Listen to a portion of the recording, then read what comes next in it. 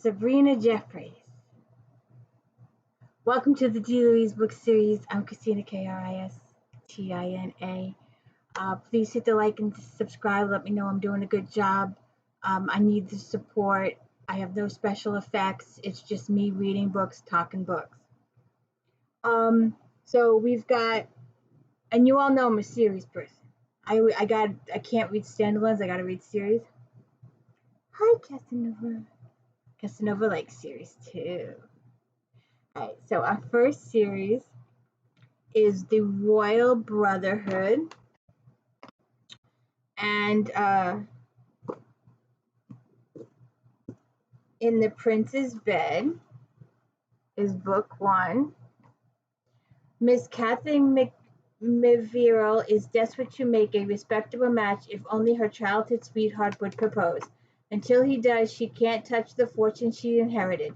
So the last thing she needs is a notorious rogue, Alec Black, putting her proposed marriage at risk with his distracting, smoldering gaze and his moonlight kisses.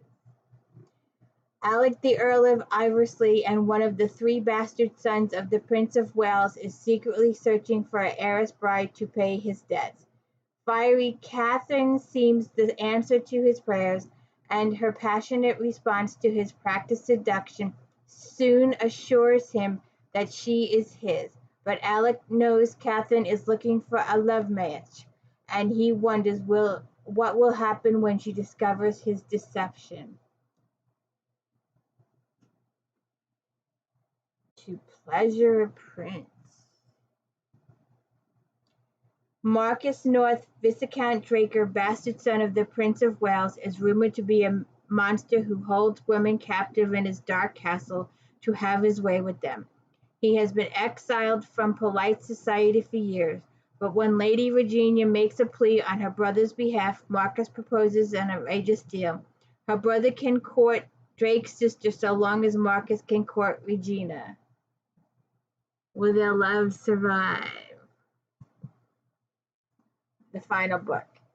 Proper Lady Christabel, the Marchioness of de Havisham, is desperate to regain some letters that will destroy her, so desperate that she pretends to be the mistress of notorious gaming club owner Gavin Byrne, to accompany him to a scandalous house party where she can reclaim them.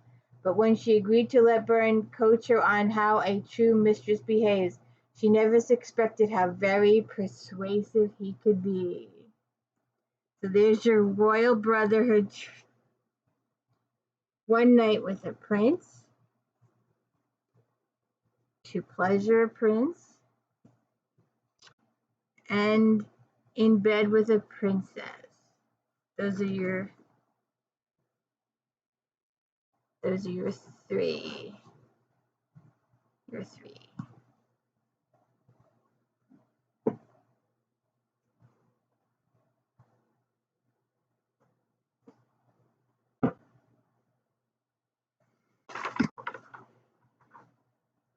The SWANIEA Spinsters. Married to a Viscount. Dance of Seduction. After the Abduction. Notorious Love. A Dangerous Love. Book 1. But Lady Rosalind the Earl, headstrong middle child, wants no part of her father's shame to marry her off to Griff Knighton.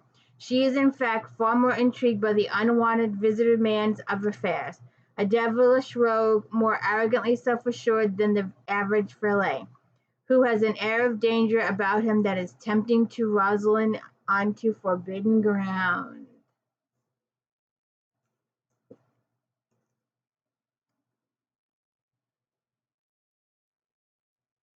A notorious love.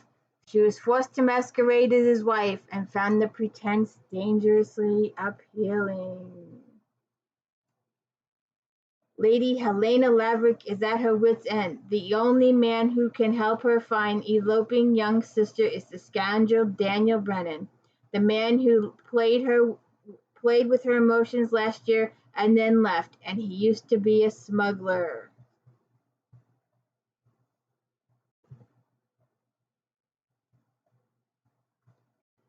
After the abduction. After 2 London seasons and a score of resounding dull society suitors, lovely Juliet Laverick still longs for only one man, Morgan Price, the dashing scoundrel who kidnapped her 2 years ago. But her determination to bring him to justice wasn't waned, either. Then Morgan's twin brother Sebastian tells her some shocking news. Her mysterious paramour has disappeared.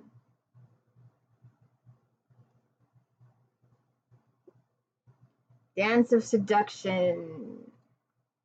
It's difficult enough for Lady Clara Stanbourne to run her London home for reformed young pickpockets without having to contend with a criminal in business right next door.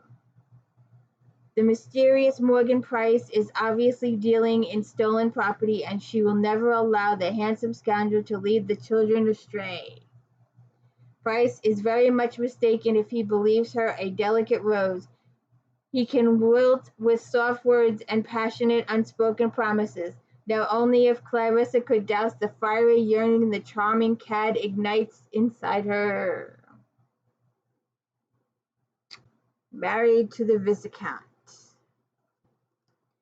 Abigail Mercer was breathless with anticipation at being reunited with Spencer Law, whom she met once and later married by proxy. But now the dashing Viscount Ravenswood denies all knowledge of their union. Far too many witnesses have made it impossible for the secretive Spencer to reject his bride without causing a scandal. So he has proposed a marriage in name only until they can locate his mysteriously absent younger brother, who is responsible for everything, and untangle the messy affair.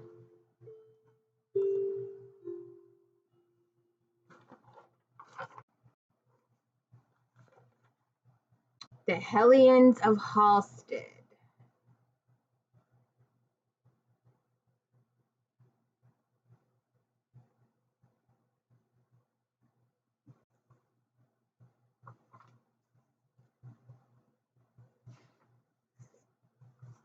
"'Twas the night after Christmas. A lady never surrenders. How to woo a reluctant lady.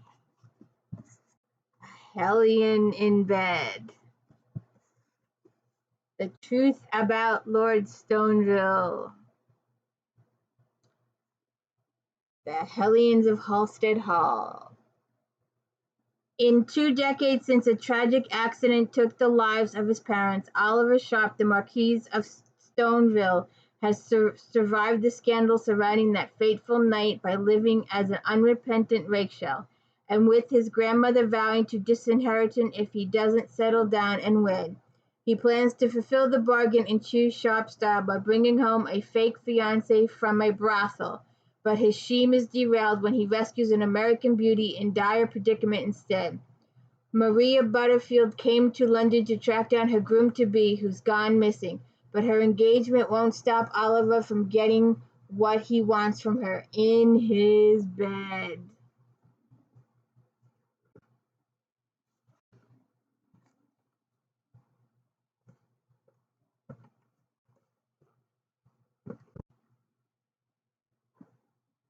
Hellion in her bed. Marred in scandal after his parents' mysterious death, notorious gambler Lord Jarrett Sharp agrees to tamely run the family brewery for a year if his Machiavellian grandmother rescinds her ultimatum that he marry. But the gambler in him can't resist when beguiling Annabel Lake proposes a wager. If she wins their card games, he must help her save her family's foundering brewery. But if he wins, she must spend a night in his bed. Ooh. How to woo a reluctant lady. Lady Minerva Sharp has the perfect plan to thwart her grandmother's demands. Become engaged to a rogue. Surely Gran would rather release her inheritance than see her wed a scoundrel. Who better to play the part of Minerva's would-be husband than wild barrister Giles Masters, the very inspiration for the handsome spy in the popular Gothic novels she writes. The memory of his passionate kiss on her 19th birthday has lingered to Minerva's imagination though she has no intention of really falling for such a rake shell, but much less than marrying him.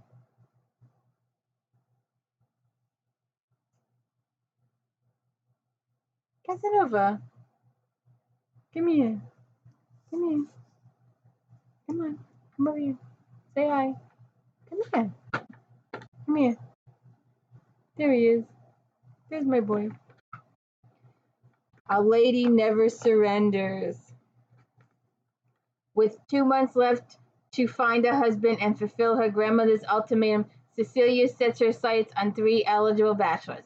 Becoming betrothed to one of these wealthy, high-ranking men will surely prove her capable of getting married, so hopefully the wedding itself won't be necessary for Cecilia to receive her inheritance. Step 2 of her audacious plan is hiring the dark and dangerous, compelling Bow Street runner Jackson Pinter to investigate the 3 men she has chosen. With Lady Cecilia bedeviling Jackson's days and nights, the last thing he wants is to help her find a husband. 'Twas the night after Christmas. Pierce Waverley, the Earl of Devonshire, has never forgiven his parents for inexplicably abandoning him to distant relatives as a child. Nevertheless, when he receives word that the danger he calls mother is gravely ill, the unabashed rogue makes a rare return to Moncrief, his county estate. There he finds the woman is perfectly healthy and that he has fallen for a cunning ruse crafted by her lady's companion, Miss Camilla Stewart. The lovely vicar's widow, too bright and beautiful not to arouse the scoundrel in Pierce, is determined to reconcile the Earl and Lady of Devonshire. None of them can predict the secrets both heartening and shocking divulged between a mother and son and between 2 lovers, each haunted by their past, that will make Christmas night at Moncrief one to remember.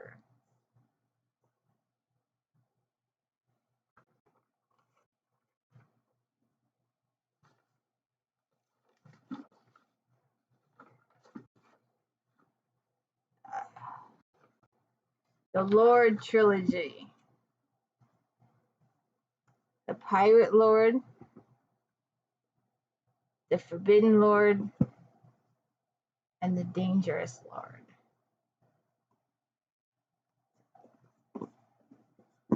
The Pirate Lord. A shipload of women theirs for the taking. Pirate Captain Gideon Horn couldn't be more delighted. His men are tired of wandering the high seas and want to settle down with wives on the uncharted island paradise they have discovered. And the women are bound to be grateful to be rescued from the life of drudgery awaiting them in New South Wales. Married to pirates, Sarah Willis couldn't be more appalled. First, she demands proper courting, at least a month. The darkly handsome pirate lord gives them 2 weeks. Then Sarah insists the men vacate their huts for the women. Gideon requires her kisses in return. As the demand heats up, so do their passions. The Dangerous Lord. The notorious Viscount St. Clair was a dangerous man to love, and the last man Felicity would ever consent to marry. The Forbidden Lord.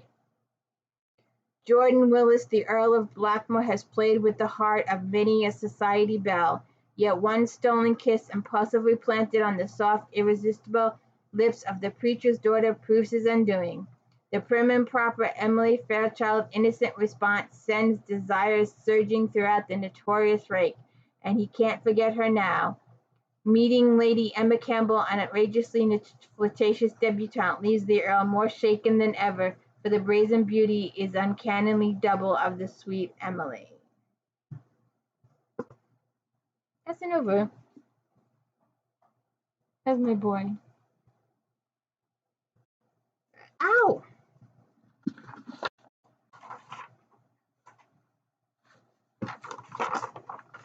Okay. The School for the Heiress. I'm missing 2 of these. I'm missing 10 Reasons to Stay and When Sparks Fly, but I have the rest. Wed him before you bed him. Don't bargain with the devil. Let sleeping rogues lie. Beware a Scots revenge. Only a duke will do. Never seduce a scoundrel. Listen over.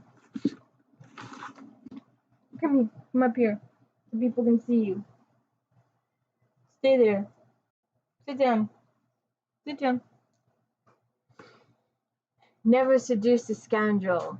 Lady Amelia Plume has many admirers. It's too bad they're all fortune hunters and fops who can't provide the exotic adventure she seeks. But the ballrooms of Mayfair have become much more appealing since the arrival of Major Lucas Winter, as an American with a dark past and a dangerous air. Only a duke will do. Marry never. It would end Louisa North's work with her ladies' reform group, and truth be told, she likes her independence very much, despite her royal father's protest. So when Simon Tremaine, the dashing Duke of Foxmore, whom she once loved, an exile from England, returns bent on marrying her, she is skeptical. Does he truly care for her, or does he simply want revenge? Beware a Scots revenge. Lady Venetta Campbell visits to her childhood home in Scotland takes a dramatic turn when she is kidnapped at pistol point by her father's sworn enemy. Sir Lachlan Ross is wildly feared in his guise as the Scottish scourge, but Venetta remembers her former neighbor as a handsome youth whose attention she craved. Now a wickedly sexy man, Lachlan's appeal is more intoxicating and more dangerous. Letting sleeping rogues lie. When Madeline Prescott took a teaching position at Miss Harris' School for Young Ladies, it was to help restore her father's reputation.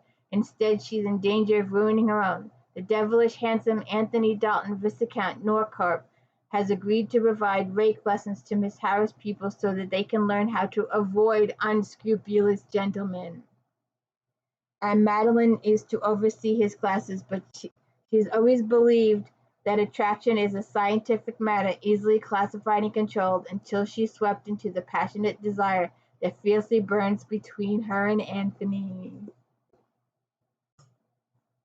Don't bargain with the devil. The future of Charlotte Harris finishing school is in jeopardy when a charming Spaniard world-famous magician Diego Montalvo arrives to turn the bordering estate into a scandalous pleasure garden. Valiantly ignoring his wicked flirtations, outspoken Lucinda Seton vows to derail his plans and save the school, unaware that Diego's true mission is to spirit the long-lost heiress away to Spain for a handsome reward. Wed him before you bed him. At 18, Charlotte Page has made a life-altering mistake. She wronged a man in an impulsive act that she came to deeply regret, though it led her to her present life as Miss Charlotte Harris, owner of Miss Harris's School for Young Ladies. Unbeknownst to her, that man is now her anonymous benefactor, the mysterious Cousin Michael. His masquerade began as preparations for a devastating revenge, but it became a labor of love. Now Charlotte desperately needs his help. Can he save her from disaster as his real self without revealing the ugly secret behind his charade?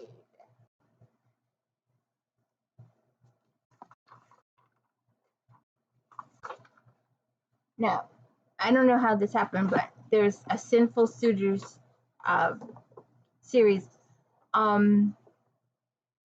It's a large series. I hadn't seen it before. The Art of Sinning, What Happens Under Mistletoe, The Study of Seduction, Danger of Desire, The Heiress and the Hothead, Pleasure of Passions, A Talent for Temptation, Secret of Flirting, and The Risk of Rogues. So I will be on the lookout for those, but I do have one. Book 6, The Pleasures of Passion. When Earl Niall Lindsay has to flee after killing a man in a duel, he expects his secret love, Brianna Trevor, to go with him, or at least wait for him. To his shock, she does neither. 7 years and a pardon later, Neil returns to England disillusioned and cynical. and being blackmailed into working with his former love to help catch a counterfeiter. Doesn't improve his mood, but his role as Brianna's fake fiancé brings long-buried feelings to the surface, and he now wonders who's more dangerous, the counterfeiter or the woman stealing his heart. And the final one is Project Duchess. You can please check out my other video. I reviewed the Project Duchess book. A series of stepfathers in difficult childhood have left Fletcher Grey Pride, the fifth Duke of Greycourt, with a guarded heart.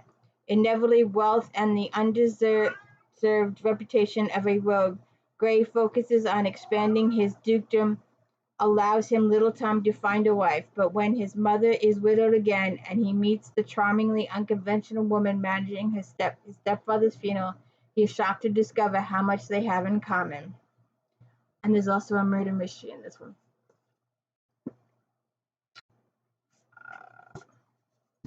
The Bachelor. Lady Gwyn Drake is hiding an impudent affair from her youth, but when her former suitor appears at Armitage Hall, manhandling the heiress and threatening to go public with her secrets, it's Gwen who needs protecting.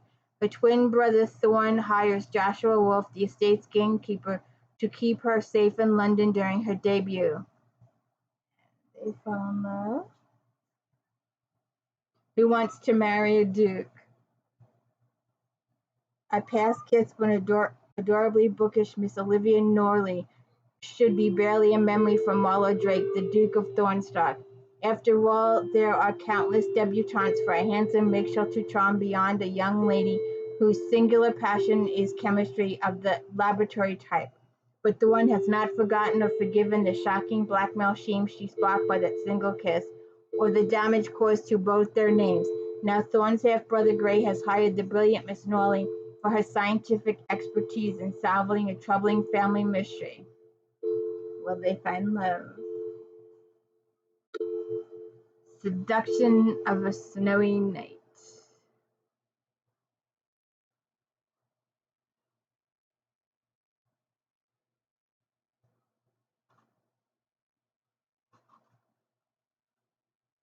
A perfect match is Sabrina's story. Undercover Duke. Along with his step-sibling Sheridan Wolfe, Duke of Armitage is determined to finally solve the mysteries behind the suspicious death of their mother's three husbands. Tasked with investigating a possible suspect, Sheridan finds himself in dangerous proximity to the captivating daughter, Vanessa Pride. But still haunted by a tragically lost love, the Duke is resolved to resist the attraction and avoid any shaming husband hunters. And I know this started in Project Duchess. That was a whole part of the story there. So you have to read all books to see it follow through. And the last one I don't have, it just came out this year, I think, Yultide Kiss. So you have to check that out. So these are all my Sabrina Jefferies books. I hope you've enjoyed this. Please like and subscribe. Hit the thumbs up. I really appreciate you guys checking in. Enjoy these series. They're really good. She's a good Regency author. They all have love and mystery and stuff in them. It's really good. Please check it out. Please like and subscribe. Thank you. Oh, there he is. Thank you.